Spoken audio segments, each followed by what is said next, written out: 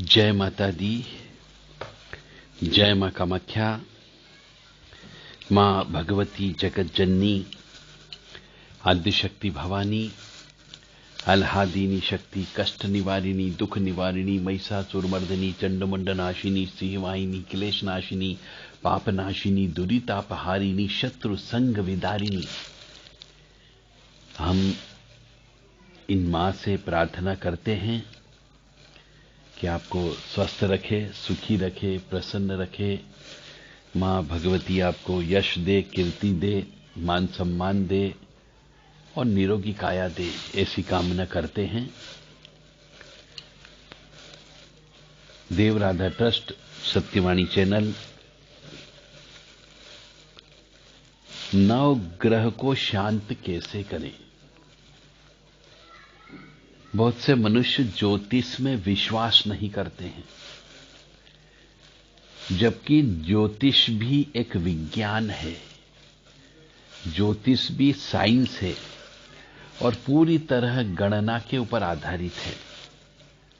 और यह सार्वभौमिक सत्य है कि यदि गणना अच्छे से हो गई तो भविष्यवाणी सटीक कही जा सकती है। मतलब ज्योतिष में ऐसी ऐसी विद्याएं हैं कि आप अपने पिताजी का नाम मत बताइए, माताजी का नाम मत बताइए, पत्नी का नाम मत बताइए, बच्चे मत बताइए कि कितने बच्चे हैं, कितने लड़के हैं, कितनी लड़कियां हैं, तो ज्योतिष से ये सब चीज ज्ञात की जा सकती है और करते हैं। जब ऐसा विज्ञान है तो क्या नवग्रह को शांत नहीं कर सकते? हर मनुष्य के कोई न कोई ग्रह पिछले जन्म के पाप कर्म के अनुसार उसको इस जन्म में दुख देता है। यदि आपने पिछले जन्म में पिताजी को कष्ट दिया होगा तो आपका सूर्य खराब होगा। यदि आपने पिछले जन्म में भाई को कष्ट दिया होगा तो आपका मंगल खराब हो जाएगा। यदि आपने पिछले जन्म में अपने यहां काम करने वाले नौकर चाकर को कष्ट दिया होगा तो आपका शनि खराब होगा। और यदि आपने अपनी पत्नी के ऊपर हाथ उठाया होगा, उसको तड़पाया होगा, उसके ऊपर जुल्म किए होंगे तो आपका शुक्र खराब हो जाएगा। और यदि आपने गुरु का कहना नहीं माना, गुरु का श्राप हो गया तो गुरु खराब हो जाता है, गुरु चांडाल योग बैठ जाता है। और यदि आपने अपनी मां को तड़पाया है, मां का कहना नहीं माना है, मां की सेवा नहीं की है तो आपका चंद्र खराब हो जाएगा। इसी प्रकार से यदि राहु खराब हो जाता है तो आपकी बुद्धि को भ्रष्ट कर देगा, आपको शराबी, व्यसनी बना देगा। और यदि शनि खराब हो गया तो आप बुरी संकट में जाने लग जाओगे, आपके संबंध विच्छेद हो जाएंगे। यदि मंगल खराब हो गया तो आपका जिद्दी स्वभाव होगा, क्रोधी स्वभाव होगा, जिससे आपको नुकसान होगा। और शुक्र खराब हो जाएगा तो आपको चरित्रहीन बना देगा, भोग विलासी बना देगा। और गुरु खराब हो जाएगा तो आपकी बुद्धि को खराब भ्रष्ट कर देगा, आपका ज्ञान है उस ज्ञान का लाभ नहीं उठा पाओगे। और यदि बुध खराब हो गया तो आपकी बुद्धि खराब रहेगी, आपकी वाणी खराब रहेगी। तो नवग्रह को शांत किया जा सकता है और नवग्रह के जो खराब ग्रह हैं उनकी पूजा से सुखी रहा जा सकता है, परंतु उसकी पूजा विधि विधान से करना होती है।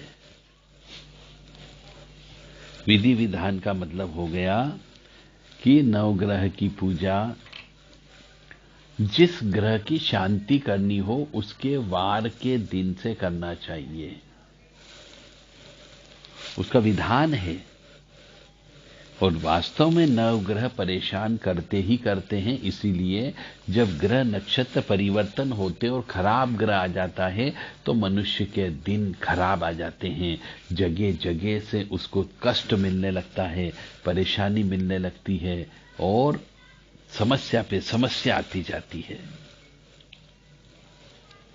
और 9 ग्रह से बचा जा सकता है। जो खराब ग्रह हैं उनको दान के माध्यम से, धर्म करके, पुण्य के माध्यम से, हवन करके, या फिर कोई पेड़ पौधे लगा करके, भंडारा करा करके, पवित्र नदियों में स्नान करके और बड़े बड़े तीर्थ स्थान पे जाकर के उस ग्रह की शांति की जा सकती है। तो 9 ग्रह का दान कब करना चाहिए, कब देना चाहिए, इन सब के बारे में नियम है। हर कभी हर किसी ग्रह का दान नहीं दिया जाता है। भारतीय ज्योतिष शास्त्र में 9 ग्रह जो सभी जानते हैं, 9 ग्रह तो ये हो गए और 2 छाया ग्रह होते हैं। सूर्य, चंद्र, मंगल, बुध, गुरु, शुक्र, शनि, राहु, केतु, ये 9 ग्रह हैं। इसमें से 2 ग्रह यानी राहु केतु छाया ग्रह है, जो आकाश मंडल में दिखाई नहीं देते हैं। तो इन 9 ग्रह के आधार पर ही पूरा ज्योतिष की गणना निर्धारित की गई है। 9 ग्रह की शांति करने के लिए स्पेशल किस्म की कुछ लकड़ी का प्रयोग होता है। उसी लकड़ी की समिधा से हवन करने पर और जिस ग्रह खराब है उसकी पेड़ की जो पंच तत्व होते हैं, यानी फूल आता है, उसमें फल आता है, पत्तियां आती है, डगाल रहती है, उसकी जड़ होती है, इनको पंचांग बोला जाता है। तो उस पंचांग को लेकर के हवन करने से भी उस ग्रह की बहुत अच्छे से शांति होती है। जैसे और 9 ग्रह को शांत करने के लिए अनाज का प्रयोग भी कर सकते हो, और हर ग्रह के अलग अलग मंत्र दिए गए हैं। और बहुत से ग्रह ऐसे होते हैं जो राहु केतु की युक्ति से अशुभ फल भी देते हैं, अच्छे होने के बावजूद भी। जो ग्रह उच्च का होता है वह तीव्रता से परिणाम देता है, और जो नीच राशि का होता है वह धीमी गति से परिणाम देता है। बस इतना सा अंतर होता है उच्च और नीच का।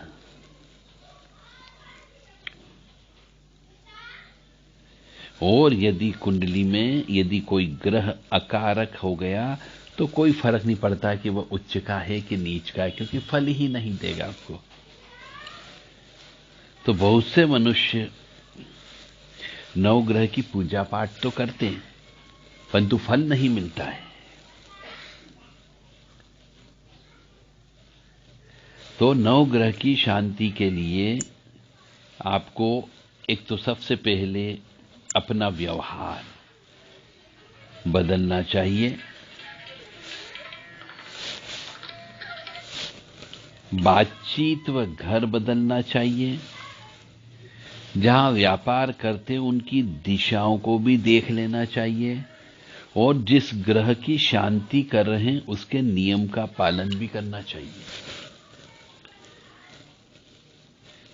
केवल हवन, पूजन, जप, तप, दान करने से उस ग्रह की शांति नहीं होगी। उस ग्रह की शांति किस दिन करना चाहिए, किस समय पे करना चाहिए, कहां पर करना चाहिए, और आपकी दुकान या व्यवसाय या कार्य करने का जो स्थल है वह कोई दक्षिण मुखी तो नहीं है, पश्चिम मुखी तो नहीं है, उत्तर मुखी तो नहीं है, इस बात का भी ध्यान रखना पड़ता है।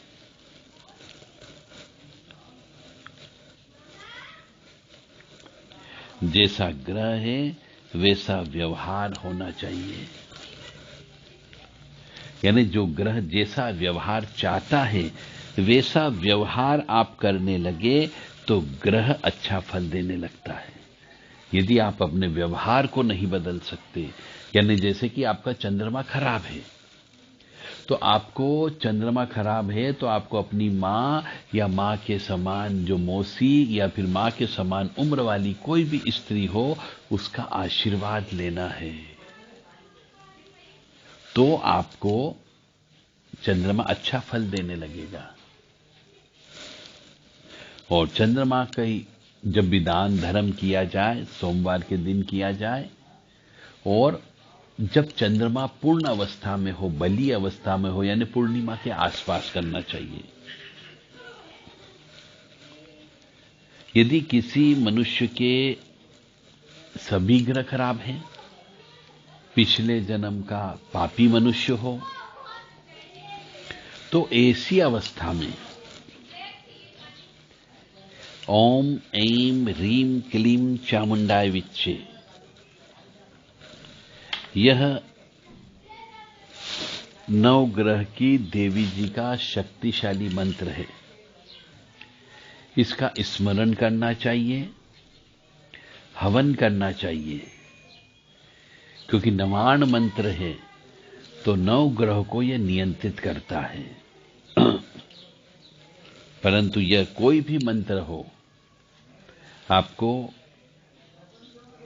किसी पंडित जी से, शास्त्री जी से, जो मंदिर में सेवा करते हो उनसे, और जिनको ज्ञान हो उनसे ही पूजा पाठ करवा करके अपने ग्रह को शांत करना चाहिए और दान देना चाहिए। नवग्रह का दान लेने का कौन अधिकारी है, ये भी आपको ज्ञान होना चाहिए। तो नवग्रह की शांति के लिए 7 प्रकार के अनाज से हवन करना चाहिए। सबको मिला लो और नवग्रह शांति का मंत्र बोलते जाएं और हवन करते जाइए। और जिस ग्रह की महादशा चल रही हो और वो खराब हो, तो उसके अनुसार भी अपनों को उपचार करना चाहिए। और सभी ग्रह को, दोषों को शांत करने के लिए भी बहुत से उपाय हैं, जैसे कि ईश्वर का कार्य, उसमें हाथ बटाते रहो तो आपको सभी ग्रह ऑटोमेटिकली आपको अच्छा फल देने लगते हैं। अब ईश्वर का कार्य क्या है कि पशु, पक्षी, कीट, पतंग जो दूसरों पर निर्भर रहते हैं, ये कोई जमीन से, भूमि से उपजाऊ तो करते नहीं है, ये कोई अपने यहां पे खाद्यान्न इकट्ठा नहीं करते हैं। तो जितने भी पशु, पक्षी, कीट, पतंग हैं, इनके आहार की और पानी की व्यवस्था करो, ये ईश्वर का काम है।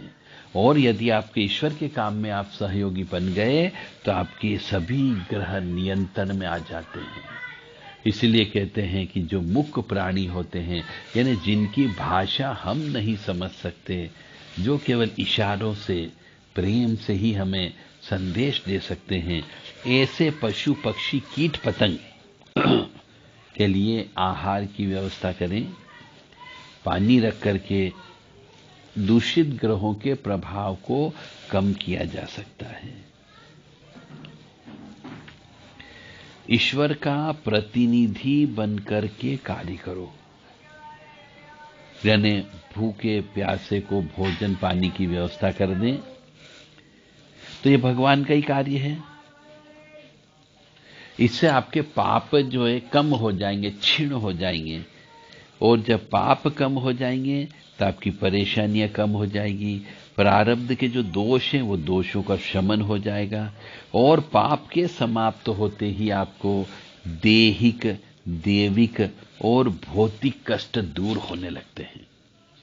इतनी गहरी रहस्यमय बात आपको कोई नहीं बोलेगा।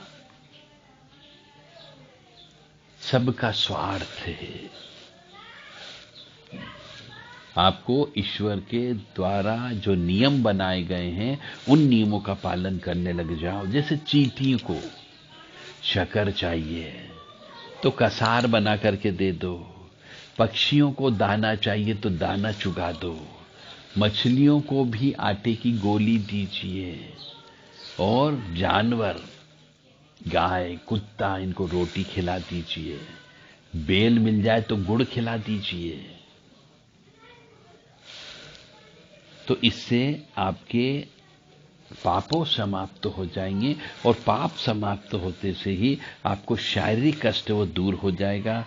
यदि आपको कोई कुल देवी देवता का दोष है, देविक दोष बोलते हैं, तो वो भी दूर हो जाएगा। और भौतिकवादी दुख है, यानी कि आपके पास मकान नहीं है, जमीन नहीं है, जायदाद नहीं है, गाड़ी घोड़े नहीं है, ये भौतिक दुख कहलाते हैं। तो धीरे धीरे वो भी छटने लगते हैं।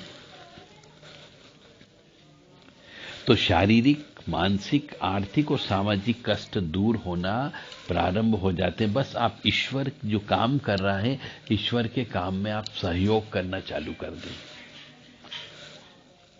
आप जितना कमाते हो उसकी कमाई का सिर्फ 5% हिस्सा ईश्वर के कार्य में लगा दो।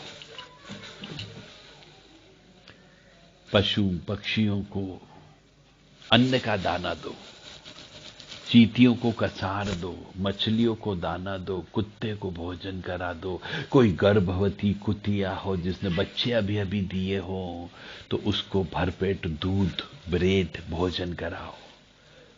कोई गाय है, उसने बच्चा दिया है, उसके गाय पालने वाले के पास में पैसा नहीं हो, तो उसको दलिया खिला दो, गुड़ दे दो। बस ये ईश्वर के कार्य में सहयोग करो। तो यदि आपके मन में अक्सर भय या घबराहट होती हो, आपके काम ठीक समय पे पूरे नहीं होते हो या पूरे होते होते रुक जाते हैं, पारिवारिक क्लेश, घर के अंदर क्लेश, अशांति नियमित रूप से होती रहती हो, छोटी छोटी बात के ऊपर विवाद हो जाता हो, परिवार में सदैव किसी का स्वास्थ्य ठीक नहीं रहता, कोई न कोई बिस्तर पटक के ही रहता है, बहुत प्रयास करने पर भी आपका धन उपार्जन नहीं हो पाता है, पैसा नहीं बचता है, एक परेशानी हल होती हो तो दो परेशानी उत्पन्न हो जाती हो, कर्जों से परेशान हो, खर्च से परेशान हो, बचत नहीं हो रही हो, तो निश्चिंत होकर आप जो है पशु पक्षियों को दाना पानी डालना शुरू कर दो। बस आप देखिए चमत्कार होने लगेगा, आनंद की प्राप्ति होगी और आपके जीवन में सारे कष्ट दूर होने लगेंगे। यह सत्य है, क्योंकि जितने भी मूक प्राणी हैं उन सबके पेट भरने का काम ईश्वर का है। चींटी हो, चिड़ी हैं, गिलहरी हैं, कबूतर हैं, तोते हैं, कौवे हैं और अन्य पक्षियों के झुंड भी हो सकते हैं, मछलियां हो सकती, गाय हो सकती, कुत्ता आदि हो सकता है। इनको नियमित रूप से आप दाना पानी अवश्य दीजिए, तो आपको मानसिक शांति मिलेगी, आरोग्यता मिलेगी और तरक्की प्राप्त होगी। यह 100% गारंटी है। करके तो देखो, फिर देखो आपको आनंद आता है या नहीं आता है। जय माता दी, जय मां कामाख्या। यदि आप नवग्रह शांति कैसे करें, यह किताब देवराधा ट्रस्ट ने लिखी है। इस किताब को आप प्राप्त करना चाहते हो और अपने जन्म तारीख, जन्म समय, जन्म स्थान के अनुसार कौन सा ग्रह आपका खराब है यह जानना चाहते हो, तो देवराधा ट्रस्ट से यह किताब खरीदें और अपनी जन्म पत्रिका में खराब ग्रह कौन कौन है यह ज्ञान प्राप्त कर सकते हैं। किताब खरीदने पर जन्म पत्रिका का यह खराब ग्रह का विश्लेषण आपको निःशुल्क दिया जाएगा। जय माता दी, जय मां कामाख्या। देवराधा ट्रस्ट से संपर्क करने के लिए 9893128047 और 7649862712 पर संपर्क कर सकते हैं, केवल व्हाट्सएप के माध्यम से संदेश दे करके। जय माता दी, जय मां कामाख्या। दुर्गति नाशिनी दुर्गा जय जय, काल विनाशिनी काली जय जय, उमा रमा ब्रह्माणी जय जय, सीता राधा रुक्मणी जय जय, महालक्ष्मी नमस्तुभ्यं सुरेश्वरी, हरिप्रिये नमस्तुभ्यं दयानिधि। ओम ब्रह्मा मुरारी त्रिपुरांतकारी, भानु शशि भूमि सुतो बुधश्च गुरुश्च शुक्र शनि राहु केतवे, सर्वे ग्रहा शांति करा भवन्तु। ओम ब्रह्मा मुरारी त्रिपुरांतकारी, भानु शशि भूमि सुतो बुधश्च गुरुश्च शुक्र शनि राहु केतवे, सर्वे ग्रहा शांति करा भवन्तु स्वाहा। इस प्रकार से आप नवग्रह शांति का मंत्र बोल करके जप कर सकते हैं, और जितना भी जप करें उसका हवन अवश्य करना ही करना है। चाहे आपको कोई भी व्यक्ति कुछ भी बोले कि साहब हम दशांश और ज्यादा जप कर देते हैं, उससे फर्क नहीं पड़ता है। जब भी आप नवग्रह शांति के जप करवाएं तो दशांश हवन अपने सामने खुद बैठ करके आपको दशांश हवन की आहुति देना है और पूर्णाहुति भी करना है, तो ही आपको इस नवग्रह शांति का फल प्राप्त होता है। जय माता दी, जय मां कामाख्या।